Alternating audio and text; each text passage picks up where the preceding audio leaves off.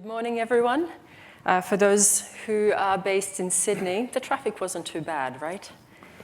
So great to see great numbers showing up this morning. And as seems to be with any conference these days, I saw there was lots of AI sessions yesterday, so truly every conference has become an AI conference this year and last year. Something I'm really excited about with this fireside chat is Li-Ming and I, we've been collaborating for the past 2.5 years, about as long as the National AI Centre has been active. And because the AI momentum is just so rapid and there's back-to-back meetings and there's various presentations and engagements, we hardly ever get to have a conversation. But that's actually something I'm really excited about, is having a conversation with a colleague who is probably the most deep and expert in this area of measuring safe and responsible AI. And I will share some of the insights that I have from engaging with industry. After all, at the National AI Centre, our key focus is to help businesses innovate and adopt AI safely and responsibly. And Li-Ming has a lot of fantastic insights from collaborating with industry, as well as some of the details and the technical side of measurement and how to actually operationalize it within use cases, within systems and organizations. So to get started, I guess safe and responsible AI, we've been throwing it around at various sessions and events, but what does it actually mean? And when I interact with businesses, they will use many words interchangeably. Some will say ethical AI, some will say trustworthy AI, some will just say responsible AI, some make a distinction and say safe and responsible AI. But ultimately, the businesses I interact with want to do AI well, in a way that does not create unintended consequences, in a way that preserves loyalty of their customers, trust from their customers and employees as well, and reduces harm. So companies want to do AI well, but what that means is the area we're going to explore. What about you, Li-Ming? How would you define safe and responsible AI? What is it? Yeah, so I think the challenge actually comes from the word responsible. When people say the word responsible, if you look at a dictionary, it has several different meanings. If I say you are a responsible person, I mean you are very trustworthy, good person, has that normative sense. But I can also say you are responsible for a project, which doesn't have that connotation, bad or good. I can also say you are responsible for that terrible accident. That's kind of a causality thing. And there are more meanings of that. So when people look at the word responsible, often they grab onto one meaning and saying, oh, that doesn't sound right, or maybe that's not what I think is responsible. But in our definition of responsible safe AI, it means everything. It means that trustworthy AI, a good AI. It means that responsibility. It means understanding whether AI is causing something, what's the causality chain is all above. So in our general definition, we say responsible and safe AI is to develop and deploy AI in a way that benefits individual, groups, community, while minimizing risks. I think I want to call out a few keywords in that. First, it's about both developing, deploying, and using AI. So there's a different role. It's not just OpenAI, Microsoft. It's not just the people deploying AI in your organization, in your lab. It's not only the lab technicians using AI. It's a collective responsibility. And we have to think about things like individual, groups, and the communities. So that's often people overlooking the wider community sense, and while minimizing risks. And many of the risks is some risk we know for a long time, misinformation, just trustworthiness in your lab equipment, your results. But AI could amplify it. But there are also new AI risks people didn't think of. For example, explainability. And I think many of you probably have heard about how AI technologies works yesterday from Olivia from Data Sichuan on explaining it. It's a very complex technology. People don't understand it. So that kind of new kind of risk due to this lack of understanding, even from their designers and developers, is posing new risks. And something that you said about responsible AI and what it means to people, because it does trigger this preconceived notion of accountability or ownership or someone is responsible. I remember also seeing an article where there was this discussion of how can you have responsible AI? How can an AI ever be responsible? Or how can the AI system ever be responsible? And that's not really what responsible AI means, which is what you've unpacked now. You know, it really means how we shape systems so that they're trustworthy. So that responsibilities with the people designing it, with organizations. There's also regulations that are active right now, which are relevant, standards. So responsible AI can mean a lot of different things for different people, but thanks for unpacking that one.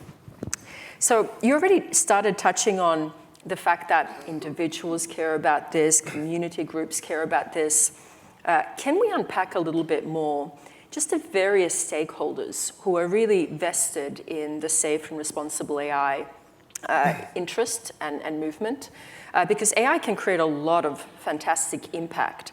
It can scale use cases and systems in ways that probably previous technologies could not. But that scale could scale positive impact. It could also scale unintended elements. And so who do you think are those stakeholders outside of the organization who are most interested in safe and responsible AI and ensuring it happens?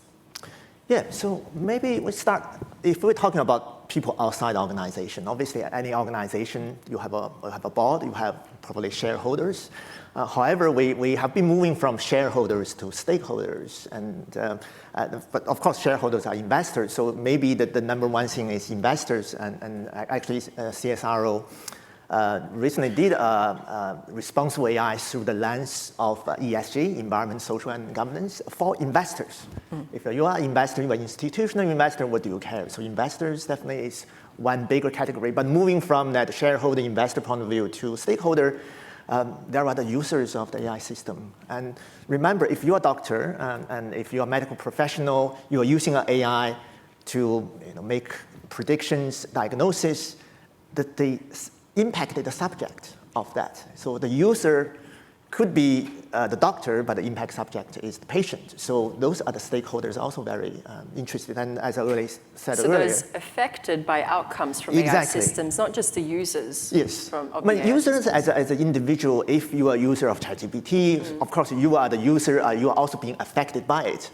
But if you're using the results for something else, if you're using the answer from the AI system to do something else, whether you are as a professional to diagnose your patients, or you are using it in other ways to communicate, to send to somebody else, writing an email even, there is an impacted subject, we call it. I mean, the word subject sounds a little bit not very nice, but you get that feeling. So then as groups of them coming together, that's the community, the wider community concerns. Yeah. And especially when you talk about groups and communities, we can see that AI systems are only as good as the data that they're trained on and how they're designed. And so there are risks of propagating biases and of incomplete data and data quality challenges influencing the results, which could discriminate community groups and various profiles across our society. But to take a step back around the external motivators, so there's some really interesting data points from C-suite. So one of the big consultancies did a global survey to understand how CEOs felt about their organizational longevity and resilience in this current context. And combined with the digital factors, AI acceleration, climate, energy transition, many of those factors together, 40% of CEOs don't believe their business will be viable in the next 10 years. So this is tremendous disruption that's coming in from the outside in. And it's affecting a lot of stakeholders externally. So you've mentioned community groups, you mentioned users and those affected. I also want to highlight supply chains, because even if one organization does AI perfectly and you implement great governance and you design your systems perfectly, none of that will count unless your partners and suppliers are also doing the same, because it's this additive effect. So who provides data for you, who might be providing AI services or cloud services. On average, 6 partners are needed for any one AI project to succeed. So who are those 6 partners and how are they using AI, and is it safe and responsible? So I think there is this big supply chain factor that is going to create a lot of disruption for us across the world. What do you think are those elements to look out for when it comes to the supply chain disruption, and how could organizations start thinking about it ahead?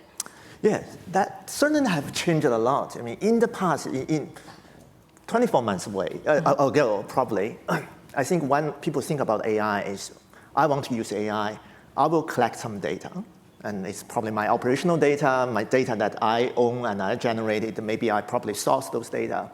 And then when I'll create an AI model, which is fairly small. It's your data scientist, data analysis, your business analyst, using those data, creating an AI model, and integrating them. So a lot of organizations indeed think about the thing largely as internal efforts, and the external supply chain is not as great as today. Simply because, as you know, many of the large language models, very big models, they are not only very good at generating an essay or generating an image, they can actually generate recommendations, predictions, decisions. So, and these models are very powerful. So very rarely, they say it's probably not a single organization in Australia actively training those kind of big AI models. So you are indeed getting third-party models to be integrated in your system. You're still building a system using these models, but it's a third party doing the heavy lifting of AI.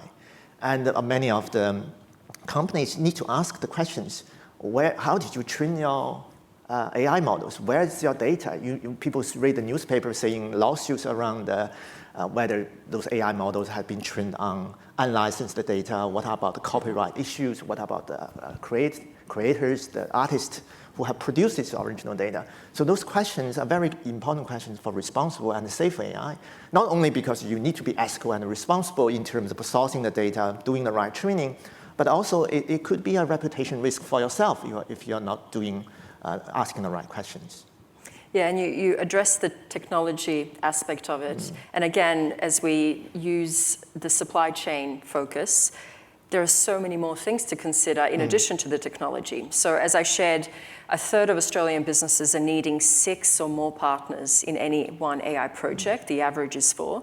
But you have a look that builds up very quickly. So the AI technology provider might be one. It could be a model. It could be a finished solution. There might be then a cloud provider that's part of that. There might be a system integrator that's part of that. 80% of current AI skills and capability needs that Australian businesses need are outsourced, 80%. So who are you outsourcing to? Do they have the right skill sets? And then think about probably checking for your models or vetting them for could be privacy, could be regulatory compliance. You will generally engage an expert for that, so a highly expert niche organization. So it is more than the technology. There is an entire ecosystem, and you want to make sure that the safe and responsible AI intentions and practices are aligned with all of those.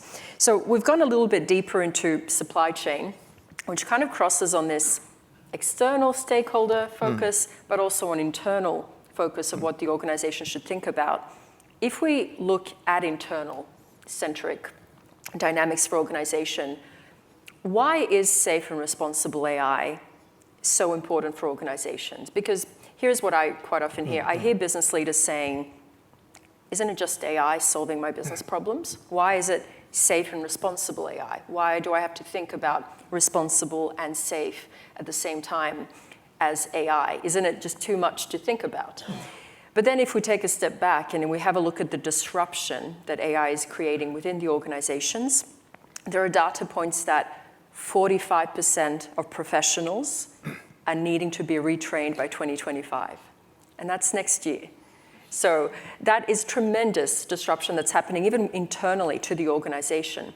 And so as part of safe and responsible AI, as well as it being safe and responsible AI of the AI system, I also see it as an approach the organization takes to be proactive with retraining some of their workforce and helping upskill the talent, or being proactive and preemptive of any potential risks and usage of AI. Currently we see that generative AI is being used by 30 to 40% of people in Australian businesses, but 68% are not telling their business about it, not telling anyone about it. So it's this hidden dynamic. And so I also see those dynamics, the internal use, the upskilling, the training, preempting behaviors, enabling workforce transformation, supply chain transformation, and getting ahead of those change elements. I see that as part of safe and responsible AI. What do you think from an internal to organization standpoint? What do you see as the critical elements? Yeah, very much so. I think probably to this audience is many of you are working in a laboratory environment, and CSIRO as a national science agency, we work in laboratory doing science all the time. We work with equipment, everything. So to us, maybe I can give an example of how typically a life cycle of a lab in CSIRO or in your may look like. Let's say in the medical domain. So first, you maybe have a medical device. And these days, I think, I think there are questions around whether this medical device have AI in it or not. That's another very tricky question. We can spend another time to discuss it. But in these medical equipment you bought from third party, and your supply chain may or may not have AI in it. So this is one. And you have a individual employee or lab technician. You are operating these equipments. And maybe through operating it, you also use some decision support system.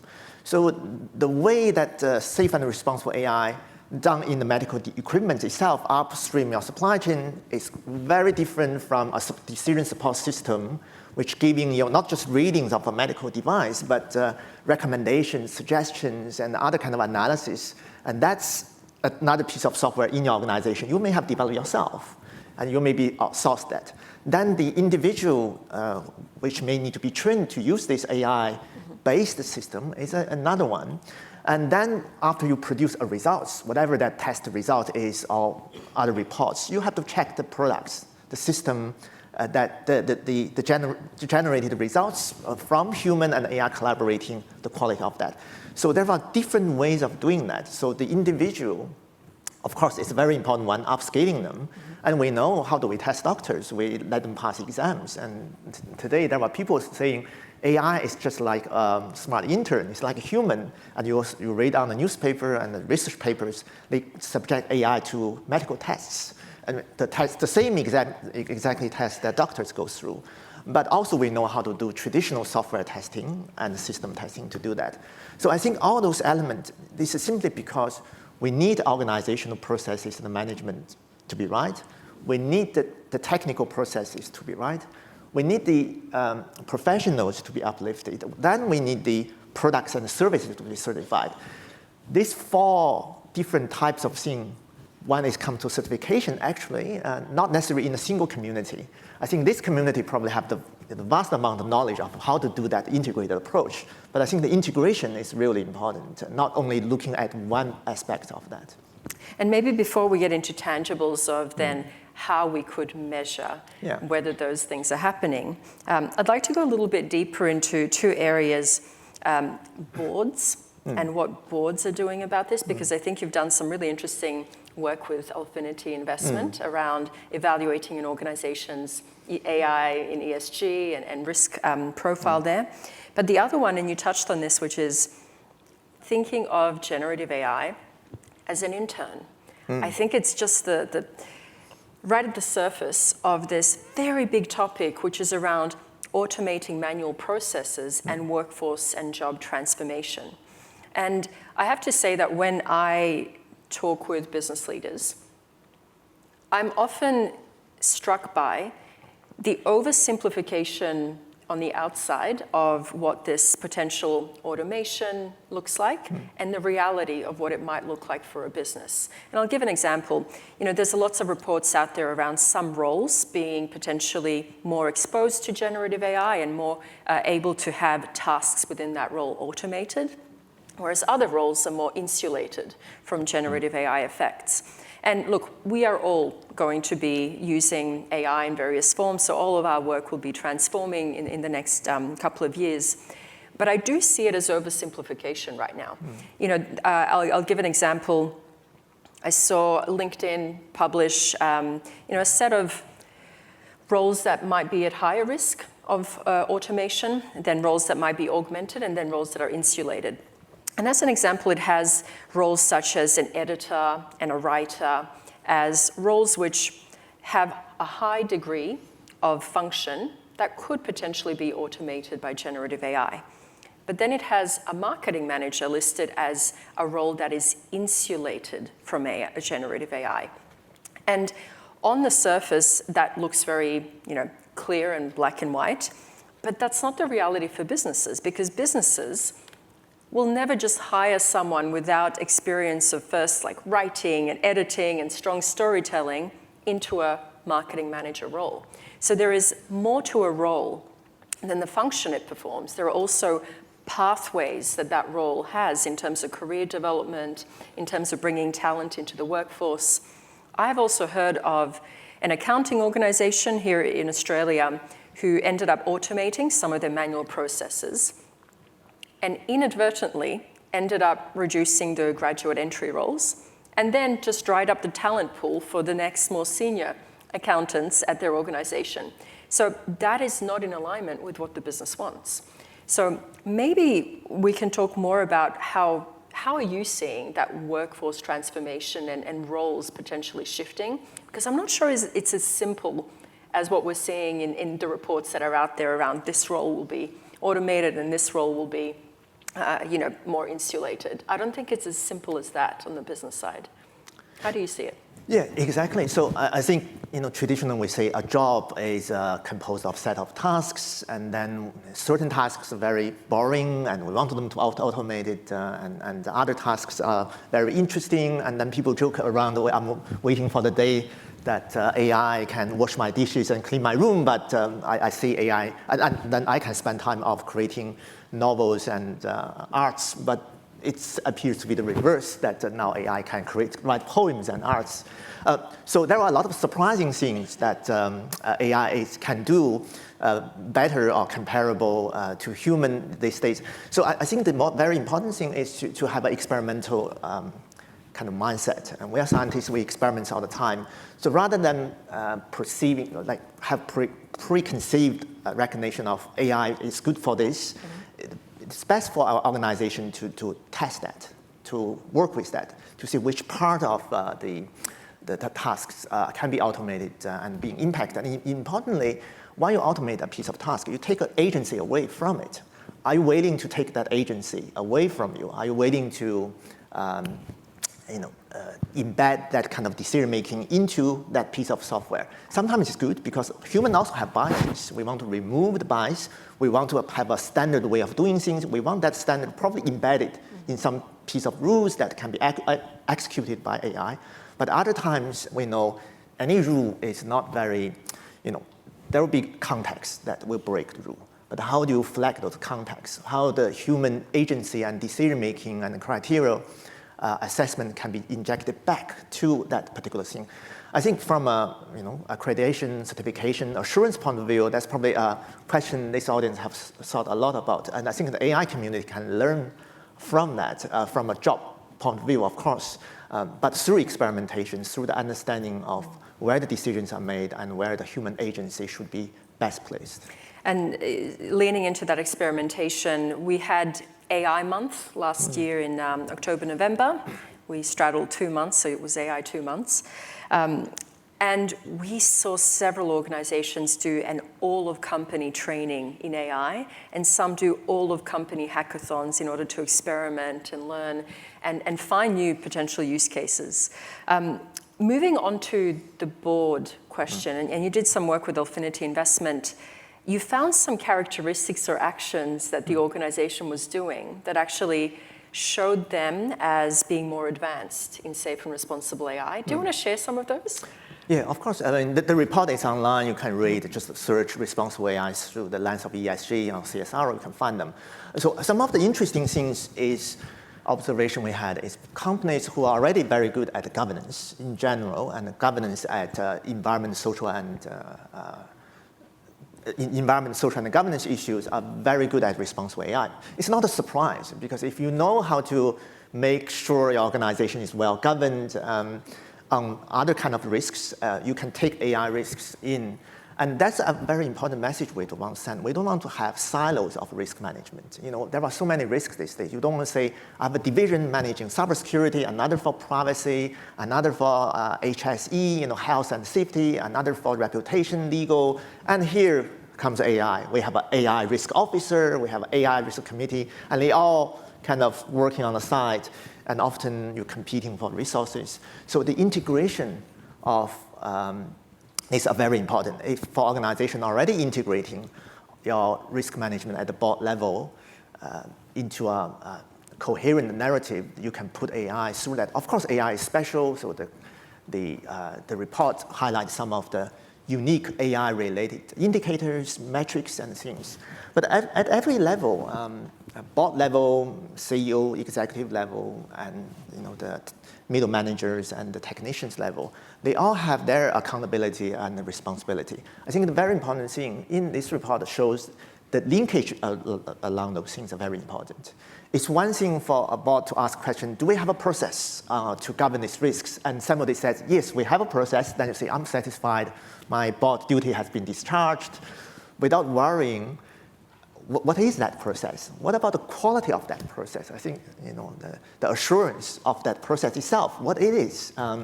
So it's a chain that going down level by level. The connection between those things are very important. I think some of the connection comes from asking the right questions, answering the right questions at different levels. So behind that report, there's a huge question banks. It's not just 200 or 300 questions, it's a connected question. The board question is connected to the next level question. The CEO has to answer. And then the next level questions, the technicians have to answer. So by having those connections, you will have more assurance. And then for answering a question, of course, you don't want to be subjective. You don't want to say, just I think is, you need to have a measurement and metrics. And those measurement and metrics further underpins that. Yeah. And I think there is even an Excel worksheet that comes with that report. So organizations could go through the questions and self-assess around what they're doing for safe and responsible AI and the governance measures there. I think maybe there were some audience questions were starting to bubbling up. Yeah, I hope so. And whoever governs the font size on screens, whichever measurement lab that you're really straining my eyes here with the screen there. But yeah, I think maybe one more question and then we'll open up to audience questions, which is, let's make it real. So what kind of measurements would an organization actually do to see if safe and responsible AI is something they're doing and how they're going along with that? What actually are some of those? Yep.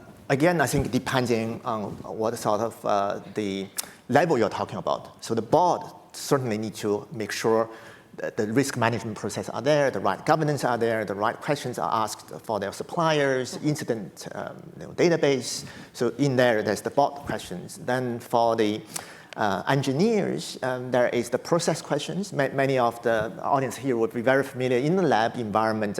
How an individual perform a set of processes to conduct a lab test is very important. That's the process question. But by the end of the day, you're making a service of products. How do we test those?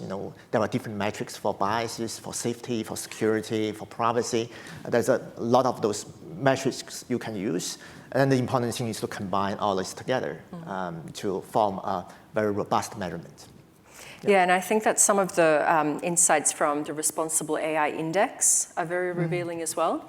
It actually highlights that 82% of Australian businesses believe that they're doing the right thing, but only 24% are actually taking the actions to measure, track, and govern AI responsibly and safely. So it sounds like there are some questions from the audience. There are indeed. Yeah.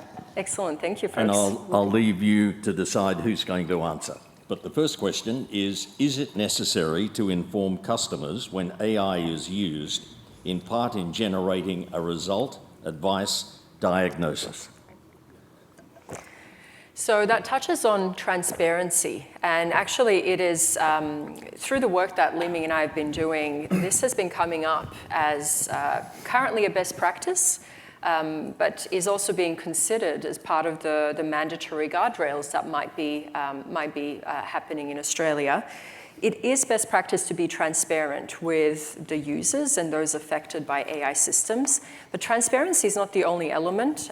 We also know that redress and recourse are also needed. So someone who is experiencing or engaging an AI system needs to have the option to contest what they might have received, needs to have the option to actually have a human that might respond, or and the recourse and redress, they might need to have the outcome adjusted as well. So it is a really important thing. It's one of the ethical principles. It is a best practice, and there is a very active debate on whether it even becomes one of the mandatory guardrails. What are your thoughts, Leming? Yeah, I agree. At this stage, definitely transparency, and it's a very good thing.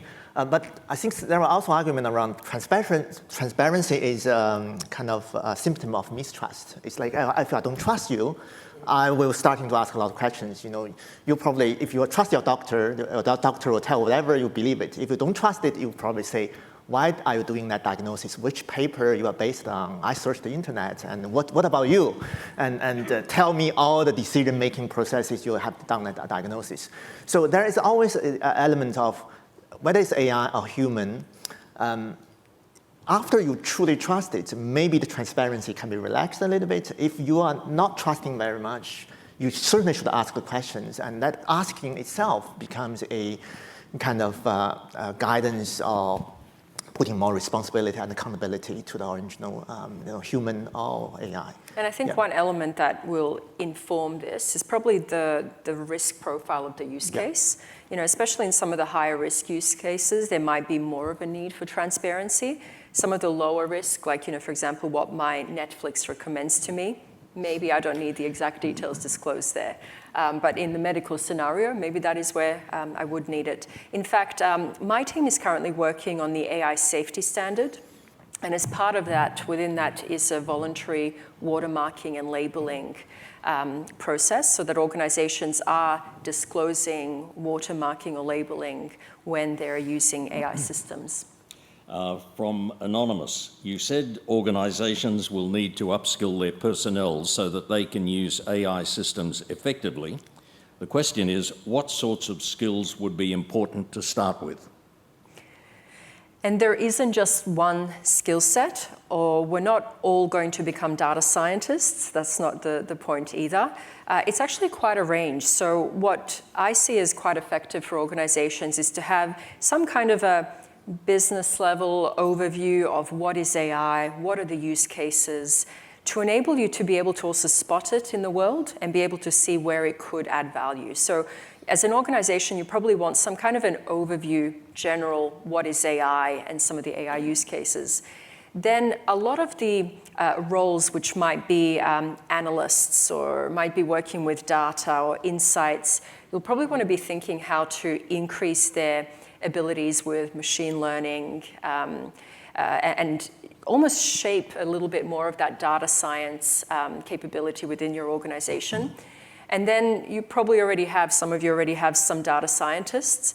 These are incredibly precious resources. They're also not the only deep specialized AI resource. There are also MLOps resources, there's ML engineers, data engineers, and so that is probably the third and deepest level, is think about how much deep technical investment you want to have as an organization and invest in some upskilling and training and expansion there. So those are the three layers I see: business level, high level, helping some of the technical data-centric roles level up in AI, and then expanding the breadth of AI depth. This question from George, he makes the point, if AI software is based on algorithms written by humans, he suggests there is inherent bias. So his question is, will AI software owners become transparent and detail this bias? Do you want to start with this one? Or? Yeah, so I think probably I'll challenge the notion AI software is a piece of software that a human had written the algorithm. So this is not exactly the modern AI works, especially data-driven large language model works. To use an analogy, some people say, to build a modern AI system is like growing a plant. You have a seed, you probably don't even fully understand, but you know it needs water, it needs compute, it needs data, and watering it. And the AI system actually learns. The algorithm that the human written is a learning algorithm, just learn. Then you give the data, it will learn. The thing that AI have learned, or the plant you have grown, what it can do, we do not fully understand, and we do not fully design it. And then people starting to discover it. Oh my God, this AI, after learning so much, it can write a poem. So that was discovered. Nobody have say, this is the poem writing algorithm have written. The algorithm, and many of you have heard about the learning actually is only one thing you ask AI to do is to predict the next word based on what I've written so far. That's the only thing we have told it. Why predicting the next word can produce something like a recommendation, a prediction, an essay. The designer of the AI also do not fully understand. So I think in a way, we need to look at AI from a different perspective, like what we do with human children grow up with a lot of environment influences. We are testing them. We are sort of trying to understand what's in the brain and to use many other processes that the human society have used to do to govern the quality and assure the quality of the outputs. Okay, time for a couple of quick questions. Yeah. Yeah, and I'm sorry, if I can just add to that, I think quite often AI is associated with bias by default. But actually, there's a lot of evidence where AI is helping to find biases we already have and reversing them. And so I want to acknowledge that because organizations are having really positive experiences with AI toolkits such as FairLearn, which are actually finding where there are gender biases, age biases, location biases. One of the companies that has developed a loan approval algorithm used FairLearn to mitigate a 7% disadvantage that women were having during the loan approval process. And that wasn't something humans picked up. We just kind of went right along with it.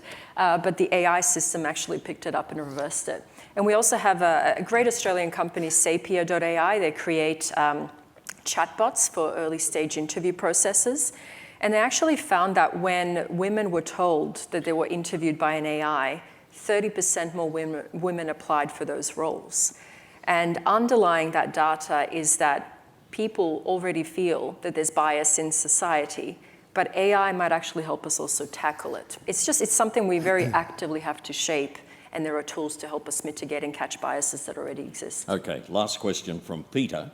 He says, previous workplace revolutions have heralded better work-life balance, but have failed to deliver on this. So how can we learn from these failures to harness AI for a better quality of life?